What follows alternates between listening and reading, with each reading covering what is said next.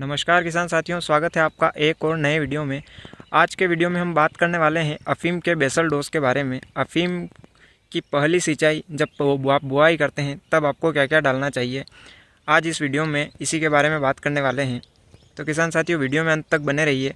आपको संपूर्ण जानकारी मैं विस्तृत में देने वाला हूँ कि अफ़ीम की बुआई के समय आपको क्या क्या डालना चाहिए, जो बेसल डोज में आपको डालना ज़रूरी होता है। तो किसान साथियों, सबसे पहले जो आपको अफ़ीम बुआई के समय खाद लेना है उसके बारे में बात कर लेते हैं।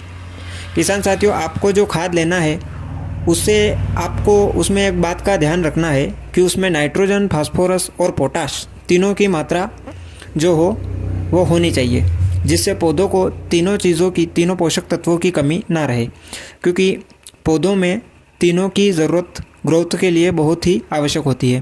इसलिए नाइट्रोजन, फास्फोरस और पोटाश जिस खाद में हो आपको वो खाद लेना है। तो इसके लिए आप 12-32-16 का उपयोग कर सकते हैं। 12-32-16 बहुत ही उचित मान का और बहुत ही अच्छा खाद है जो आपको लेना चाहिए। अब 12-32-16 का जो डोज़ है आपको 10 आरी में कम से कम 20 से 25 किलो बुआई के समय डालना है, जिससे कि पौधे में तीनों चीज़ों की कमी ना रहे। किसान साथियों, ये तो हो गई खाद की बात। अब कुछ ऐसे बायोफंगीसाइड और जैव उर्वरक हैं जिनको भी आपको बुआई के समय डालना चाहिए। तो किसान साथियों, बायोफंगीसाइड और बीजोपचार के लिए जो आपको यूज़ करना चाहिए, जो खेत की जुताई के समय ही आपको डालना रहेगा, तो खेत की जुताई के समय ही आपको इसको डालें।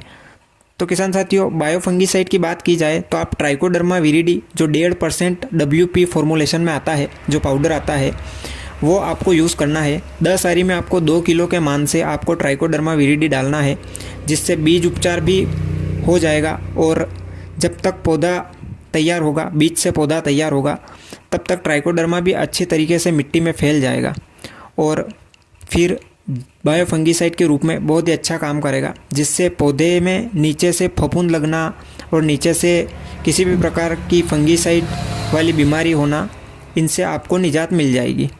ट्राइकोडर्मा क्या काम करता है, इसके ऊपर डिटेल में वीडियो मैंने बना रखा है, आप चैनल पर जाकर और देख सकते हैं, वो वीडियो पूरा डिटेल में है। तो किसान साथियों, ये तो हो गई बायोफंगीसाइड की बात। और अब इसके अलावा जो जैव उर्वरक के रूप में आपको डालना है, जो एंजाइम बैक्टीरिया आपको डालना है, जिनको माइकोराइजल बैक्टीरिया भी बोलते हैं, जो जड़ विकास के लिए बहुत ही ज़रूरी होते हैं। और जड़ विकास अच्छे से होगा तो पौधे को भोजन भी लेने में उपयोगी रहेगा। जड़ जितनी लंबी होगी उतना दूर पड़ा हुआ पोषक तत्व भी पौधा खींच लेगा और पौधा तंदुरुस्त रहेगा, जिससे उसको बीमारियों से लड़ने में और फंगीसाइड जैसी बीमारियों से लड़ने में सहायता होगी।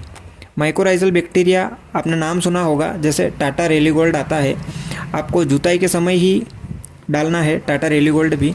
और टाटा रेलीगोल्ड जैसे माइकोराइजा है, वो आप टाटा कंपनी का भी ले सकते हैं या किसी अदर कंपनी का भी ले सकते हैं। बस माइकोराइजा किसी अच्छी कंपनी का लेवें जो आपको जुताई के समय डालना है। तो उसकी जो डोज़ है माइकोराइजा की, वो आपको 4 किलो 10 आरी में डालना है। तो ट्राइकोडर्मा और बायोफंगीसाइड हो गया और जैव उर्वरक के रूप में माइकोराइजा हो गया।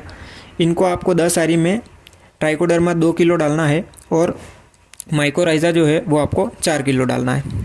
तो किसान साथियों, 12-32-16 20 से 25 किलो और ट्राइकोडर्मा 2 किलो और माइकोराइजा 4 किलो 10 आरी के हिसाब से आपको डालना है। और सावधानी की बात करें तो आपको ट्राइकोडर्मा और माइकोराइजा अगर आप डालते हैं तो डालने से 15 दिन पहले और 15 दिन बाद तक आपको किसी भी प्रकार के कीटनाशक का इस्तेमाल नहीं करना है। किसान साथियों, इस बात का अवश्य ध्यान रखें कि ट्राइकोडर्मा और बायोफंगीसाइड जैसे ट्राइकोडर्मा और माइकोराइजा ये एक प्राकृतिक चीज़ें हैं और इनके साथ आप कीटनाशक का इस्तेमाल नहीं कर सकते। अगर आप कीटनाशक का इस्तेमाल करते हैं तो ये चीज़ें जल्दी ही ख़त्म हो जाती हैं। तो इस बात का आप ध्यान रखें, ट्राइकोडर्मा और माइकोराइजा का इस्तेमाल करने से पहले 15 दिन पहले और 15 दिन बाद तक कीटनाशक का इस्तेमाल नहीं करना चाहिए। तो किसान साथियों, आज के वीडियो में इतना ही। मिलते हैं अगले वीडियो में नई जानकारी के साथ।